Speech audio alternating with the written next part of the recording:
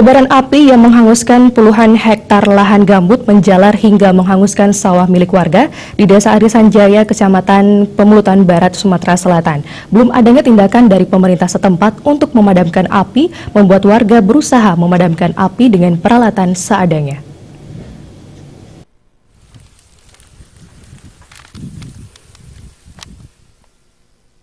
Lahan gambut yang terletak di Kecamatan Pemulutan Barat, Kabupaten Ogan Ilir, Sumatera Selatan, hangus terbakar. Kobaran api yang terus membesar juga menghanguskan lahan milik warga. Warga yang berada di lokasi kebakaran berupaya memadamkan api dengan peralatan seadanya.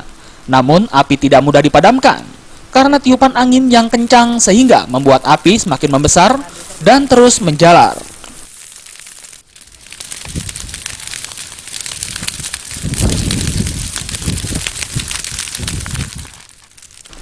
Kebakaran lahan ini sudah hampir seminggu terjadi, namun tidak terlihat dari pemerintah terkait datang untuk memadamkan api.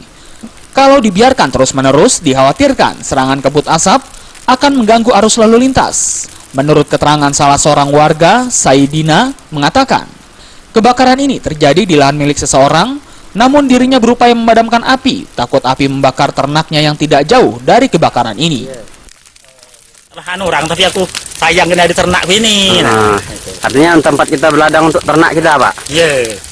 Di sini, ini desa apa ini, Pak? Arisan Jaya. Arisan Jaya, kecamatan mana, Pak? Ya, Pemulutan. Pemulutan. Oh, Pak, di sini sering, Pak, yang terbakar lahan ini, Pak? Ya, ada baik terbakar, yo. Orang mencarikan macam-macam lah, yo. Aku yang ini aku sayang ada ternak ini, yo. Jadi kita berusaha untuk memadamkannya. Iya, nah. Padahal Api belum bisa dipadamkan karena peralatan warga tidak cukup untuk mematikan api.